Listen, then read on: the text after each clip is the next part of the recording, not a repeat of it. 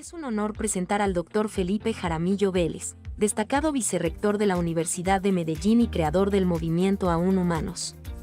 Con un doctorado y magíster en filosofía por la Universidad Pontificia Bolivariana y un magíster en comunicación y educación por la Universidad Autónoma de Barcelona, su carrera académica abarca más de 23 años en comunicación, mercadeo y filosofía. Autor de significativas publicaciones, su obra explora la intersección entre la tecnología, la humanidad y el futuro, destacándose como ponente en prestigiosas universidades a nivel internacional. Demos una cordial bienvenida al Dr. Felipe Jaramillo Vélez. Sobre el pastor de ovejas y ovejas agrícolas. El pastor, ese que conduce su rebaño por el camino correcto y a su vez protege la integridad de sus ovejas de los lobos y posibles depredadores, poco a poco se desdibuja y pierde el control sobre sí mismo y sobre las ovejas. Cansado de solo pastorear, posa su mirada en otros menesteres más apremiantes para él, dejando la manada a su libre albedrío, a merced de las fieras, pero también con la libertad suficiente para que entren en otros potreros sin control, para que puedan devastar los campos a su antojo.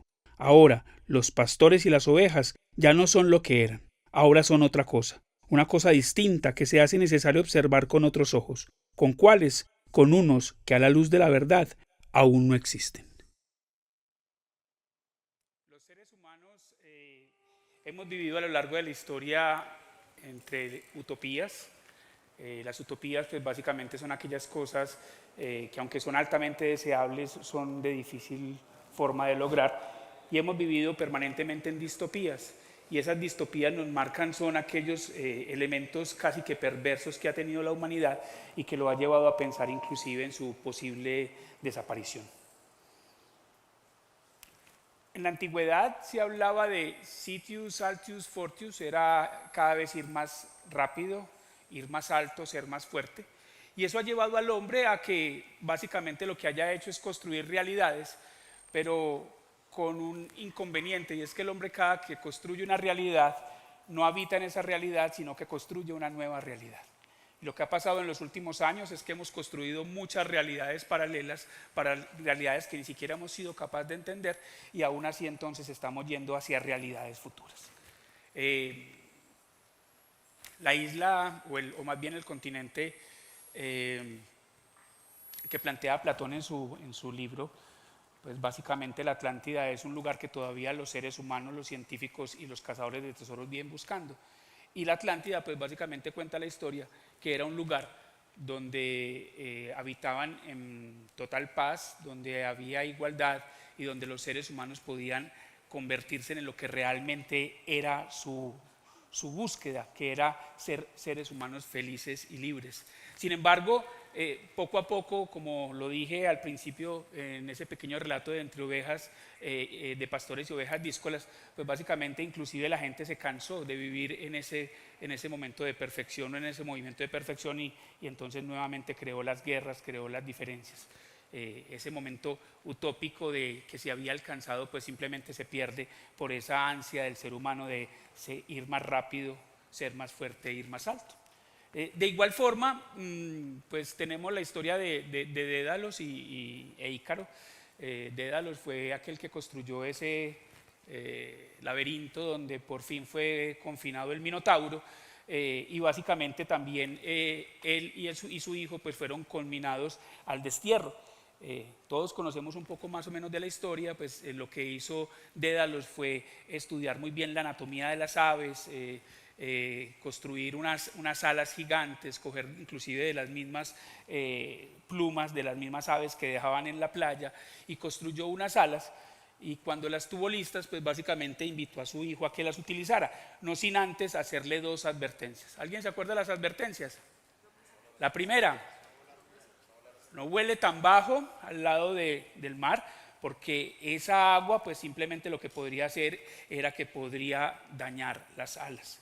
Pero que tampoco nunca volara tan alto, porque si volaba tan alto pues básicamente el sol iba a acabar con el pegamento que había utilizado para pegar estas alas. Ya todos conocemos la historia, lo que pasó. Hay un momento donde Dédalos está al lado de su hijo, donde está al lado de Ícaro. Ícaro está muerto, básicamente se precipitó al piso y básicamente lo que hace Dédalos es de decir yo porque creé lo que creé, que era altamente riesgoso, y básicamente lo que hice fue crear la tumba de mi hijo, ¿cierto? Entonces, esas dos historias nos traen como unas utopías que son la de la paz, que es la utopía de la igualdad, y aquí la utopía de la libertad. Entonces, el ser humano siempre ha perseguido esas utopías, como les digo, pero básicamente nunca se ha quedado en la realidad. Y ahora estamos en una mucho más compleja, ya el profesor anterior hablaba de ella, y es un poco sobre ya distopías, el transhumanismo, que esperamos que el próximo encuentro que tengamos de esto sea de transhumanismo, porque básicamente es algo que está corriendo demasiado rápido en la historia y no le estamos poniendo mucho cuidado. El transhumanismo rápidamente lo que dice es un movimiento filosófico tecnológico, y lo que busca es hacer mejoras del cuerpo humano con la tecnología. Ellos lo que dicen es: madre naturaleza, ya hiciste lo que pudiste hacer con nosotros, ahora le toca a la tecnología entrar a hacer su parte. Y entrar a hacer su parte, pues básicamente ya es empezar a utilizar elementos tecnológicos en nuestro cuerpo. Los transhumanistas dicen que el hombre per se no nació para morir, el hombre solamente muere por dos cosas. La primera es, tú me matas, yo te mato, yo tengo un accidente, estupidez humana, contra eso no hay nada que hacer. Pero la segunda cosa por la que muere el hombre, pues básicamente es por un desgaste de los órganos. Y entonces ellos dicen, venga, el cuerpo está lleno de bombas, y cuando hablamos de bombas es que el hígado es una bomba, el páncreas es una bomba, el corazón es una bomba, el cerebro es una bomba, y ellos lo que dicen es reemplacemos todas esas bombas básicamente por elementos que no sean desgastadas, que no se desgasten.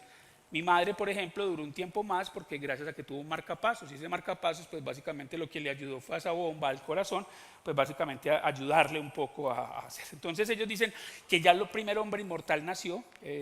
Cuando hablan de inmortal, pues no hablan tampoco de inmortal, pero dicen que la primera persona de 150 años ya nació y que está entre nosotros. Y está entre nosotros, verbo y gracia, esas modificaciones que vamos a hacer del ser humano a través de la tecnología. Entonces, volvemos ya ahí a un ambiente distópico. Elon Musk terminando el año pasado, la FDA le dio permiso para ya hacer pruebas en seres humanos de ya la interfase hombre-máquina, máquina-hombre. Eso suena muy raro, suena muy distópico, pero básicamente es algo que está sucediendo, ¿cierto? Acá yo lo que planteo es que el hombre se encuentra en una disyuntiva, estamos en un cruce de caminos, y estamos en un cruce de caminos que nos invita a, primero, el camino del ego. ¿Qué somos capaces de hacer como raza humana? Como raza humana hemos hecho cosas muy valiosas y muy complejas. O sea, descifrar el ADN del ser humano, eso no es una cosa singular, es una cosa muy compleja. En este momento hay gente viviendo en el espacio, en una estación espacial, por largos periodos de tiempo. Pues ya logramos por allá clonar una oveja, la oveja Dolly, y con toda seguridad debe haber algún hombre clonado también, porque la perversidad del hombre lo lleva a que, aunque tenga límites, pues simplemente hacerlo. Y si lo hizo ya en ovejas, pues con toda seguridad, pues. Entonces está ese camino del ego perverso de cierta forma, y es qué es capaz de hacer el hombre. Y el hombre todo lo que ha soñado lo ha hecho. Primero lo ha soñado en los libros, Julio Verne, después lo soñó en las películas, Asimov, y después simplemente lo llevó a la realidad. O hay un segundo camino, que es un camino invitando a la prudencia, y ese camino que invita a la prudencia es ¿qué debemos hacer? O sea, ¿qué debemos hacer como raza humana? Entonces en este momento hay un movimiento muy grande que va por este camino del ego, y de cierta forma hay muchos seres humanos que estamos montados en una busetica, en un bus, que simplemente estamos viendo para el lado, viendo lo que está pasando, mientras alguien va conduciendo ese bus. La invitación que se hace es entonces a eso. El hombre en este momento tiene dos cosas muy complejas por las cuales puede desaparecer como raza humana. Yo sé que a veces yo puedo sonar en algunas conferencias, en algunas partes como medio apocalíptico, hay algunos que dicen que soy conspirador y que lo llevo al extremo, pero básicamente hay dos cosas que pueden llevar a acabar con la raza humana. La primera ya la estamos trabajando claramente, y es la relación del hombre con el medio ambiente. De eso ya hemos hecho muchas reuniones, hay algunos que dicen que sirven, que no sirven, pero cada año hacemos una COP, hay algunos acuerdos, se tienen algunas cosas. Al Gore por allá crea una conferencia hace 15 años que se llamó Una verdad inconveniente y se regó, ya no quiso ser presidente de los Estados Unidos, sino que ya quería era ser el adalid del calentamiento global y lo ha sido. Entonces, esa de cierta forma ya la estamos trabajando y ya se tienen algunas victorias tempranas. Pero la segunda, que a mí me parece muy compleja, es cómo nosotros nos queremos relacionar con las máquinas. ¿Cuál va a ser el relacionamiento que como seres humanos queremos tener con las máquinas? Porque uno cada que viene a una conferencia de estas escucha una cosa más nueva y de cierta forma mucho más complicada. Y más complicada básicamente porque a medida que vamos creciendo en los desarrollos vamos involucionando en conocimiento. En la antigüedad teníamos que cuando no teníamos conocimiento de algo, pues básicamente inventábamos un mito. Entonces, en la antigüedad cuando llovía, entonces creamos el dios de la lluvia, el cual castigaba o premiaba en algunos momentos del año.